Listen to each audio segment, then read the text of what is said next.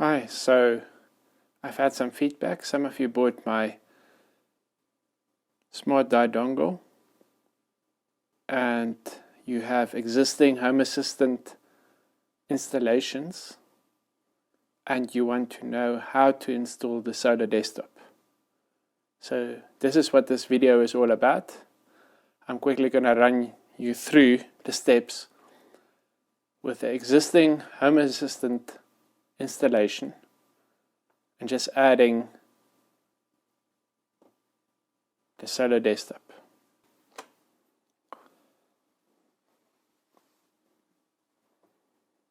Okay, so let's assume this is your Home Assistant.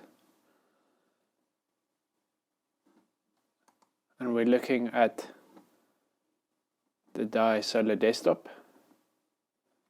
And we want to install this desktop onto your existing Home Assistant.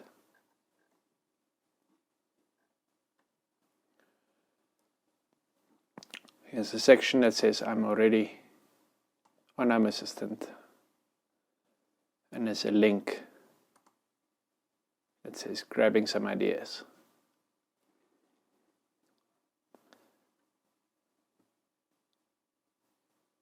So the first part over here is the UI layout and display.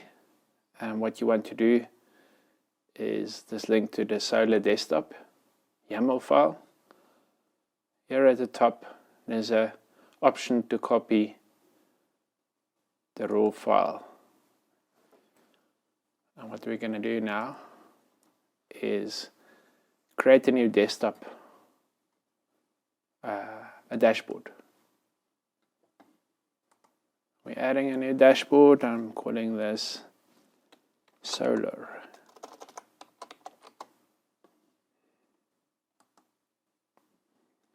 When we open this dashboard, it's got the default view, so we can edit it now.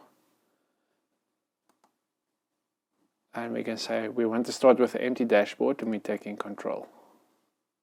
The next step is here at the top right corner is a little drop down where it actually allows you the raw configuration editor.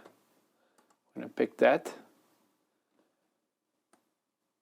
And then we're going to paste all of that text in here and we're going to save the changes. And the moment you close this, you will see that the desktop tries to render. And we have a couple of errors showing up. The first one looks like a Sunsynk Power Flow Card that it's not recognized, and then there's Apex cards and Flex Horseshoe card. So when we go back to the GitHub project, we see that there's a list of integrations that we actually need. So the first couple of ones, the terminal SSH plugin, are standard plugins, as well as the Studio Server code. So let's quickly install them. You go to Settings, Addons, Add-on Store, and we look for the SSH and web terminal.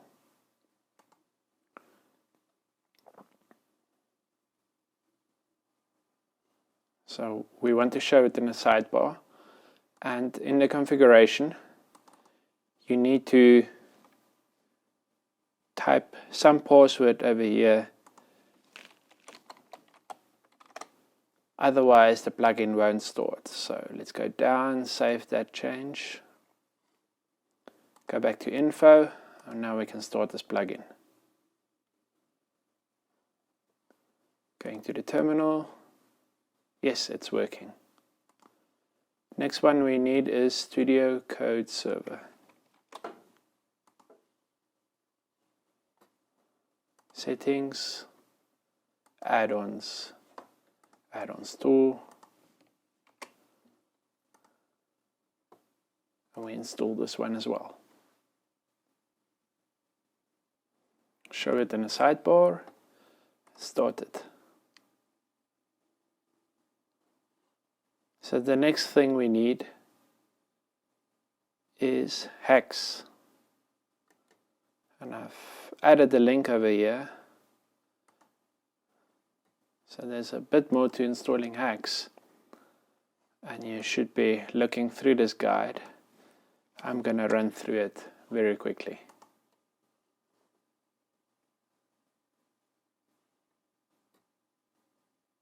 We go to the terminal. We paste that command over there. Run it. And it says, remember to start Home Assistant. So let us go ahead and restart Home Assistant quickly.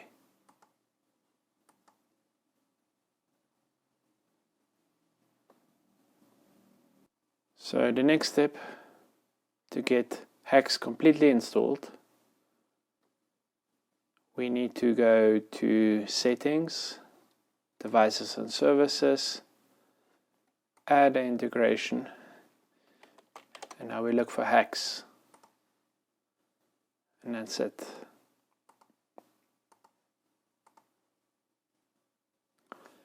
Check all the boxes, select Submit,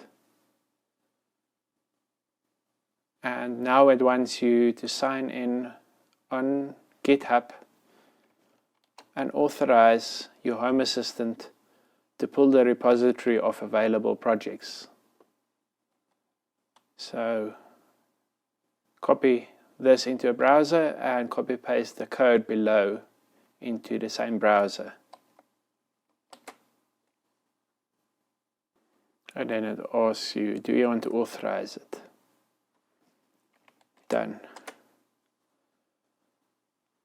So we should have a HACS menu over here where we can install extra integrations and front-end plugins.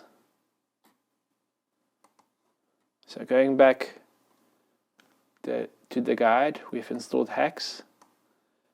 Next we want a load shedding, and I prefer this Vanner HP load shedding plugin. So we go to Integrations, Explore, Load Shedding, this first one with a little cat icon. It's from Vanner HP. Download. So that takes care of the ESCOM load shedding part. You still need to register on ESCOM Push for a free API key if you're not a business. If you're a business, I think you will have to pay.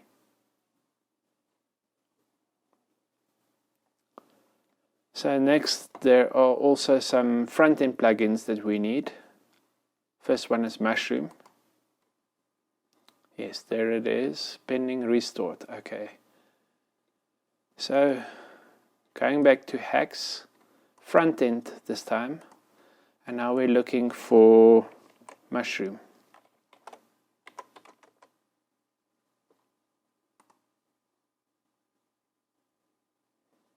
Download, download. Looking, what's the next one? Slider, entity, row. Reload.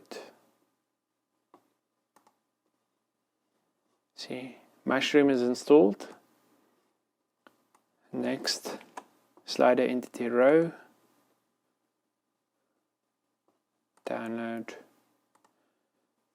There you go. That's busy. Layout card. Reload.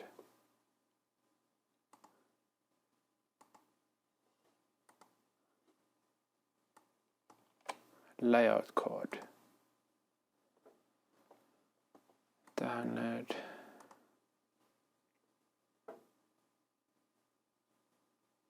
Flexible horseshoe card.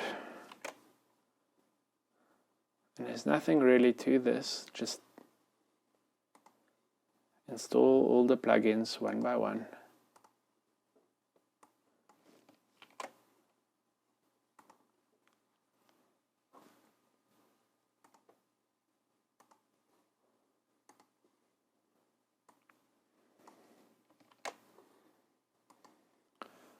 Apex charts. Looks like it's the last one.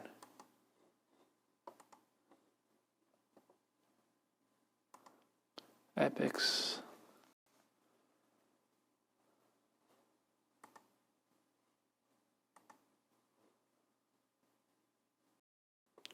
So we've done all the plugins that we need. Then there is this custom plugin. And I added a link to it.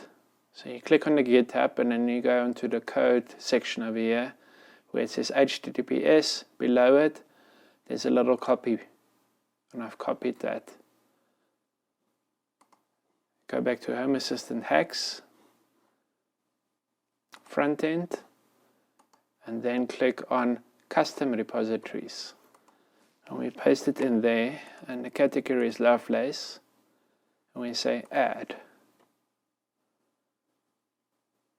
And over there, it now displays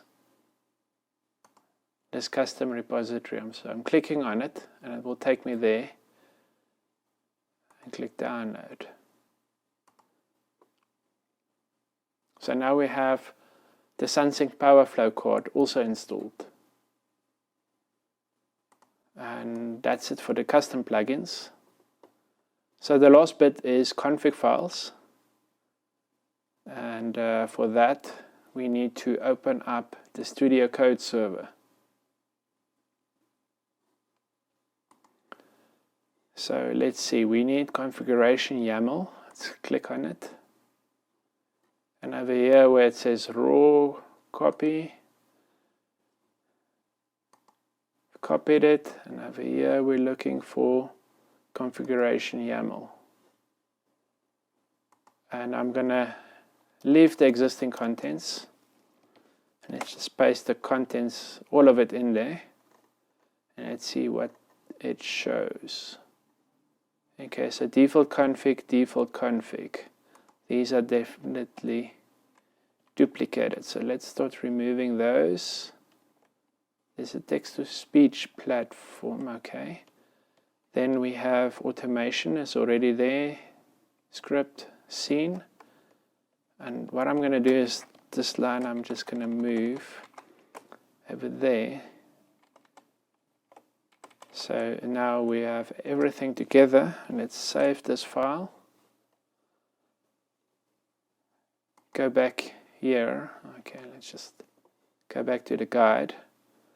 And the second part is we need to also copy Template.yaml.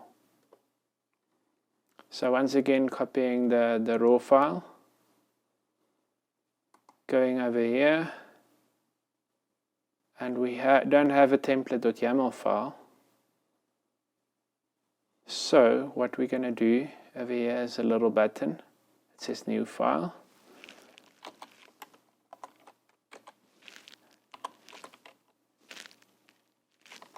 And we're going to add a Template.yaml file. And now what I'm going to do is I'm going to paste the raw contents in here. Save this file. And that seems to be all good.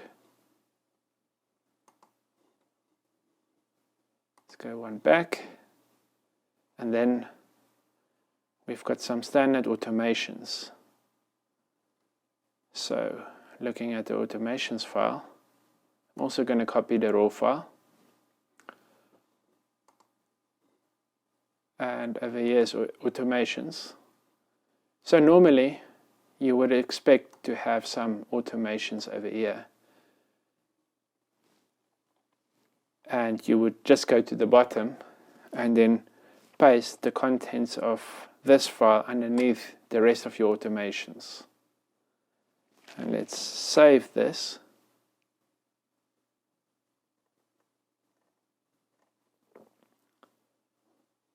Let's check the guide again. And that seems to be the end. So the last bit is you just need to go to Developer Tools, check your configuration. Let's make sure it's valid. And then we need to restart Home Assistant once again.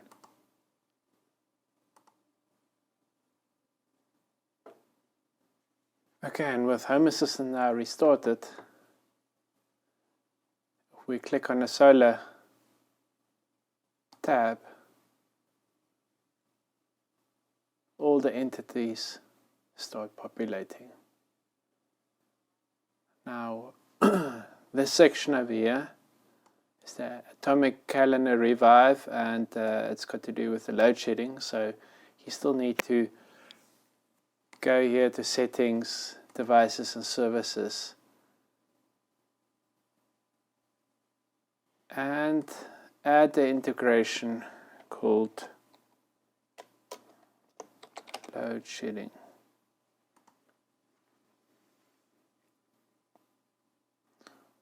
Where obviously you need to register with the API and then add your token, and it will ask you for your region or your area that you stay in. So I'm obviously not going to do that now.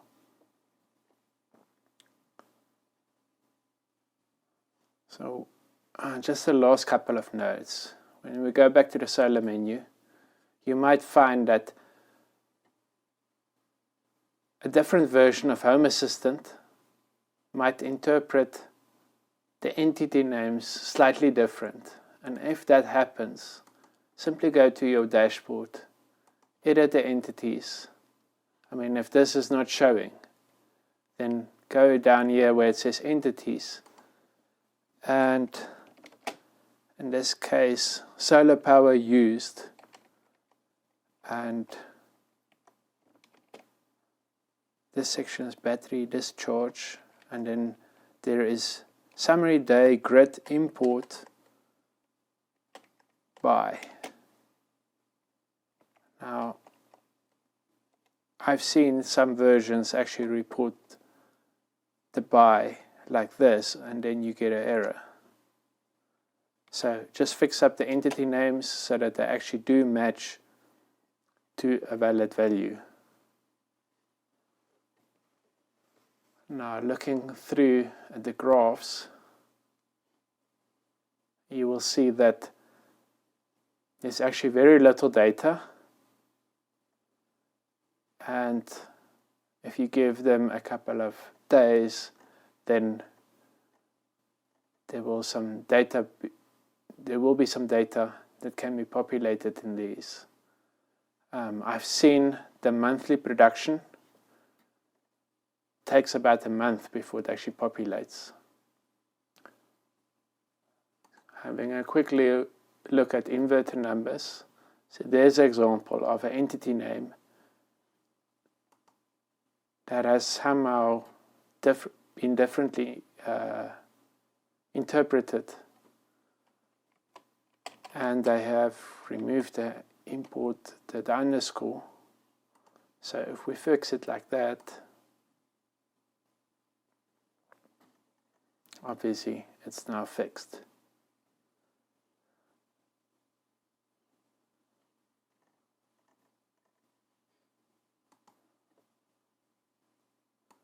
And so the power just went out.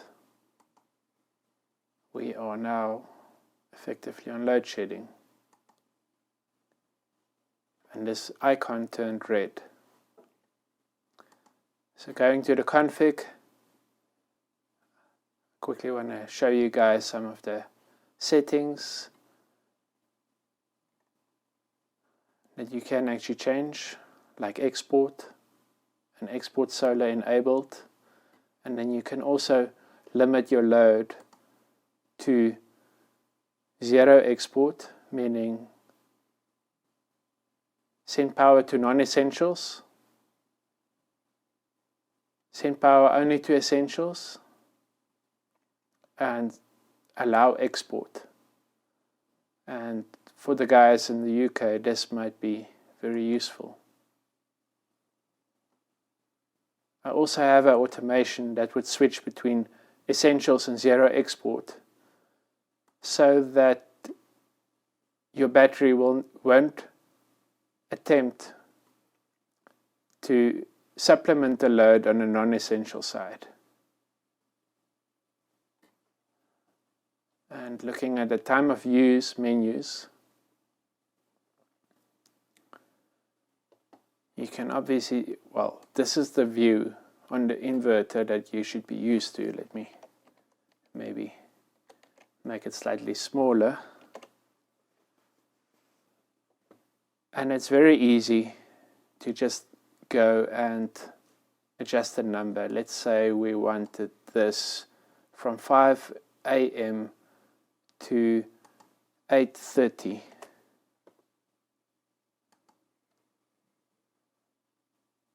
Now this writes back 8:30 to the inverter, and we can adjust the settings and the state of charge and change whether it's grid, generator, or both grid and generator charge. This time of use menu over here is exactly the same, except I added the battery voltages that are applicable to each zone,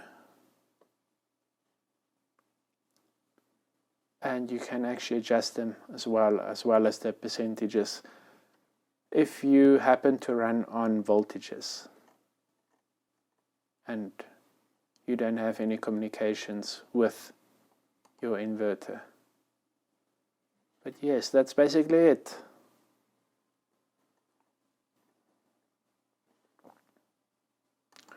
Done editing.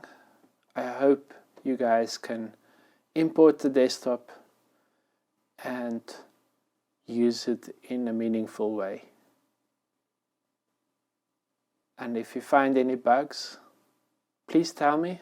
I would love to fix them.